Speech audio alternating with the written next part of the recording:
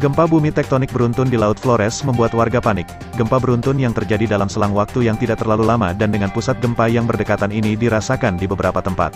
Tidak hanya warga yang berada di Provinsi Nusa Tenggara Timur tapi juga di Nusa Tenggara Barat bahkan Sulawesi serta Maluku. Dari beberapa video amatir warga yang menunjukkan kepanikan ketika terjadi gempa di NTT, warga tampak berhamburan, berlarian mencari tempat lapang untuk menyelamatkan diri, juga mengungsi di lokasi yang lebih tinggi guna mengantisipasi potensi adanya tsunami. Beberapa video amatir warga juga menunjukkan suasana kepanikan di beberapa tempat keramaian serta rumah sakit yang ada di wilayah tersebut. Tampak pasien berlari menyelamatkan diri dengan kondisi infus yang masih terpasang di tangan. Sebelumnya BMKG mengeluarkan peringatan dini terjadinya tsunami di Nusa Tenggara Timur, Nusa Tenggara Barat, Sulawesi Selatan, Sulawesi Tenggara dan Maluku menyusul gempa dengan magnitudo 7,5 skala Richter yang terjadi Selasa 14 Desember pukul 11.20 waktu setempat.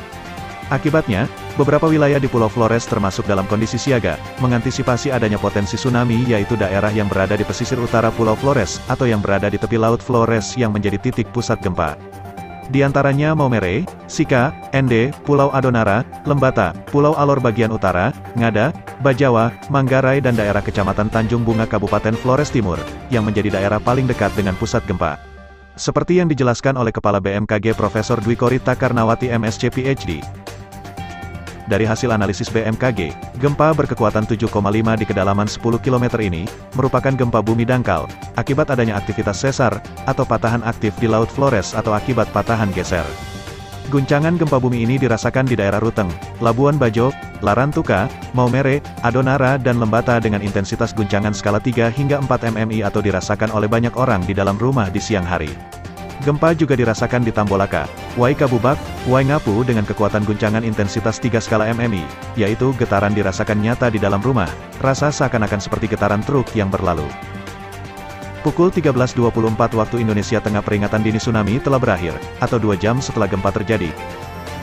Seperti yang dikutip dari media Florespedia, Kepala BPBD Sika, Muhammad Daeng Bakir, ketika dihubungi Selasa siang mengatakan, berdasarkan laporan dari staf yang diturunkan pada setiap titik pantau, hingga jam sekarang, pukul 13.56, belum ada data kerusakan yang dilaporkan baik barang maupun orang.